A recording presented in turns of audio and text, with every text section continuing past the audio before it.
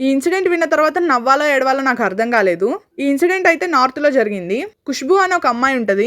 ఆమె ఇంట్లో చెప్పబెట్టకుండా తన బాయ్ ఫ్రెండ్‌తో అయితే లేచిపోయిద్ది. అయినా కూడా ఇంట్లో వాళ్ళు ప్రేమతో ఆ అమ్మాయిని వెతికి మళ్ళీ ఇంటికి తెచ్చుకుంటారు. మళ్ళీ ఇంటికొచ్చాక ఇంకో గోల మొదలుపెట్టిద్ది. నాకు ఫోన్ కావాలి, నాకు ఫోన్ కొనివ్వండి అని అనిందంట. ఇంట్లో వాళ్ళు మా దగ్గర డబ్బులు లేవు అన్నారంట. నాకు ఫోన్ కావాల్సిందే అని గోల చేసిందంట. ఇంట్లో వాళ్ళు కొనిద్దాం అనుకున్నా కూడా ఆమె ఆశలు అయితే ఆకాశాన్ని అంటుతున్నాయి. ఆమెకి ఐఫోనే కావాలంట. ఐఫోన్ లో కూడా 1,50,000 రూపాయల ఫోనే కావాలంట.